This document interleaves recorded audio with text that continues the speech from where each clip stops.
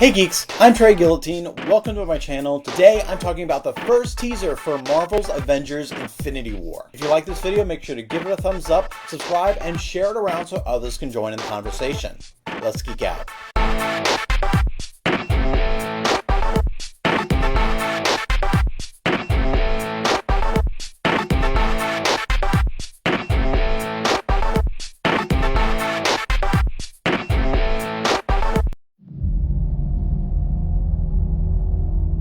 There was an idea to bring together a group of remarkable people. To see if we could become something more. So when they needed us, we could fight the battles that they never could. So jumping right into this trailer, I love the fact that it actually starts with the kind of idea of the Avengers Initiative that Fury and S.H.I.E.L.D., well, specifically that Fury was talking about in the first Avengers movie. It was just a very small line. It was a very inspirational moment for, Tony and Cap, who were really the only Avengers left at the time on the helicarrier. But it was kind of a way to bring them together. And right now, after Civil War, the Avengers couldn't be any further apart. As we actually see in this trailer, that I have a feeling that aside from maybe Tony and Rhodes, the rest of the Avengers have split off and are more or less in hiding. Vision and Scarlet Witch seems to be on their own. Black Widow's doing her own thing. Captain America's doing his own thing.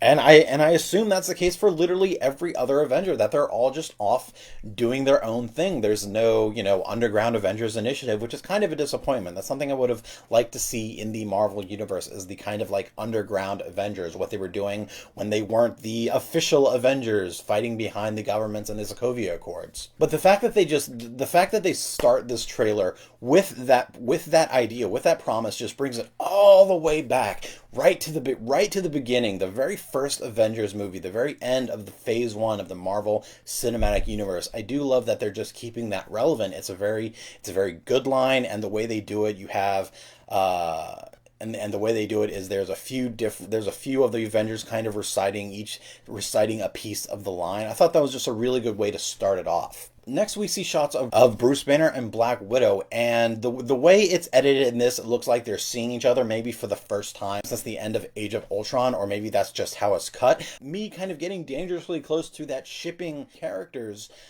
I'd be interested to see this reunion between them. They had a very, not passionate, but they were kind of inching towards that kind of passionate relationship of romance between the two in Ultron, and it was ultimately split. And the way they ended things, the last time they saw each other, as much as romantic and even maybe comedic as it was, with Black Widow pushing Bruce Banner down a hole so that he'll Hulk out because they needed the Hulk, I have a feeling that kind of hurt Bruce Banner. I have a feeling that's kind of part of the reason why he went so inward into the Hulk and didn't come out for 2 years, because that kind of sucks that you're looking at the woman you apparently love and she's like, you're great, but I need you to do the one thing that could hurt you the most and become the Hulk. And I'm looking forward to seeing this reunion between them. So next we see Loki and the Tesseract. After Thor Ragnarok, when Loki went to put Sartor's skull in the eternal fire in Odin's treasure room, he passes by the Tesseract and he stops for a moment,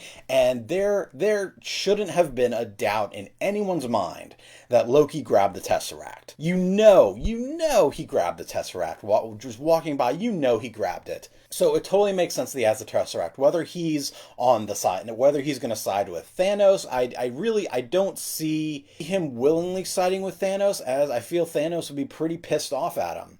But at the same time, I do see that Loki might try to give him the Tesseract to save his own life, or maybe save Thor's life and the Asgardians that are now kind of under their care. So there was definitely a kind of character shift for Loki in Thor Ragnarok, where he was more or less a good guy, where he and Thor were working together, not because they had to, but because they wanted to. They were finally kind of on the same page. Whether that changes for Loki, whether he gives Thanos the Tesseract and the Space Stone willingly, or Thanos hurts Loki and takes it from him, you know that he has that stone because you see him come through a portal that was probably made by the Space Stone. Now, not only did we see the first image of Peter Parker's spider sense, which is really just the hairs on his arms standing up and he sees that something's wrong, but we also saw the Iron Spider in action. This is what I have wanted to see from Spider-Man since the announcement that Spider-Man was coming back to the MCU, was the Iron Spider. I don't know that it's necessarily confirmed that this is the Iron Spider, but maybe it was based off the Iron Spider, the kind of red and gold Iron Man-like suit that Spider-Man gets that has the 3 legs coming out the back that he can use as weapons. I have a feeling that it's not going to be that kind of Iron Spider suit with Spider-Man, but I would love to see that. But Spider-Man, you see it in action, and you kind of see Thanos take down Spider-Man pretty easily. So I'm kind of worried about Peter Parker. Apparently the Iron Spider suit's not going to be enough, or even the Iron Man suit of Tony Stark's own Iron Man suit is not going to be enough against Thanos. But we got to see the Iron Spider in action. Really exciting, something I've wanted to see since the announcement of Spider-Man joining the MCU. We also do see our first look of Captain America, of bearded Captain America, and it looks like he's returning to Wakanda. Something that we weren't really sure of what Captain was doing while he was kind of underground, is if he was just staying in Wakanda or if he was off somewhere else. The way this is edited, the way it shows, it looks like Captain America is returning to Wakanda. That he left Bucky there so that he can go back in stasis until they could fix his mind, and then he left Wakanda. And it looks like now he's returning. You see him kind of step out of the shadows. He looks very dark. He looks very cool. And I like that he's wearing that darker kind of Captain America armor that he had in the beginning of Winter Soldier. I think that armor looks really cool, and I like seeing this kind. I don't know if dark side of Captain America is really the right word for it, but I like that we're seeing the not as bright. He's not as, star spangled awesome. He's very dark. He almost brooding. I like seeing like this new level to him as a character. But it does look like he is returning to Wakanda, so maybe we'll find out what he was doing along with the rest of the Avengers while they were away, what they're doing in their time underground. Hulkbuster armor. Veronica is returning. Veronica was the name of the Hulkbuster armor in Age of Ultron that they used for if the Hulk ever got out of control, which clearly happened. I don't think the Hulkbuster armor will be for the Hulk in this case. The Hulk seems to be a little more restrained, or at least conscious of what's going on and what he's doing.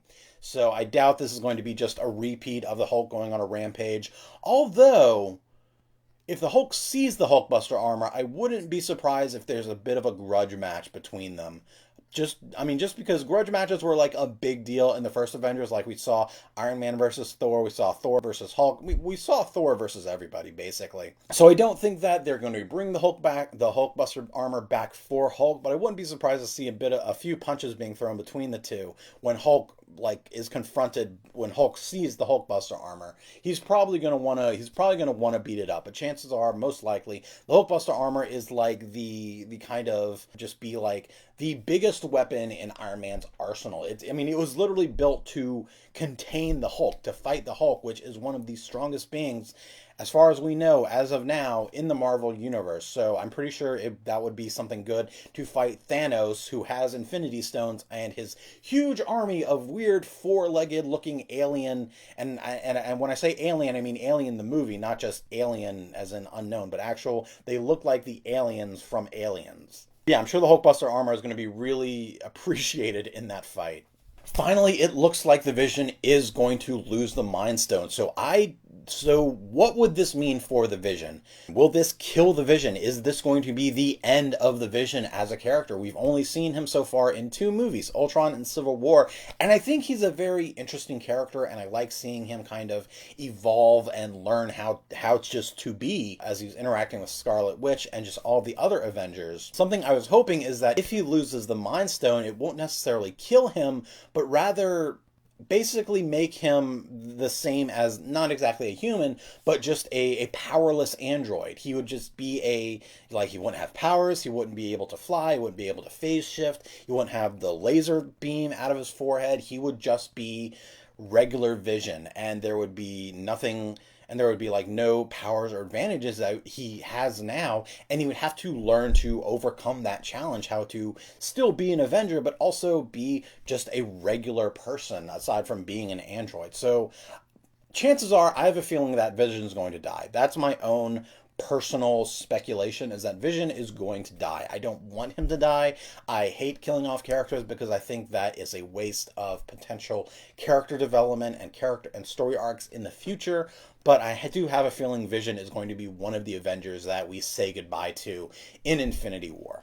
I cannot tell you how excited I am for this movie. I've been waiting for this trailer for so long, since it was shown at San Diego Comic-Con over the summer. From what I heard about the Comic-Con trailer that they showed, there are some things missing from the Comic-Con trailer to this trailer, which obviously for Comic-Con they wanted to show as much as they possibly could without giving too much away, but for just a basic like minute 30-second 2-minute teaser, they want to give just enough to kind of get our beaks wet and get us really excited. And it worked.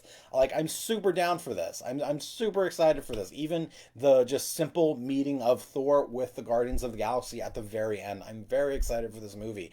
I really think that goes without saying. I'm so glad we finally got this trailer, and I can't wait to see more trailers and teasers from Avengers Infinity War. But until then, we do have Black Panther coming in February, and then Ant-Man and the Wasp coming out in the fall.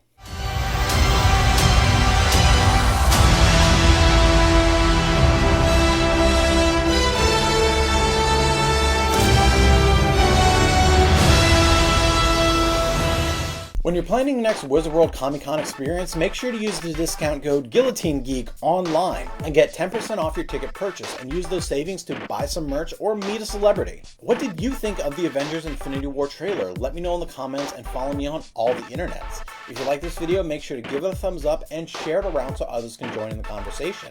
If you want to get any questions in for this month's Q&A, make sure to leave them in the comments or on any of my social media. And subscribe to my channel to geek out to me. Thanks for watching and have fun.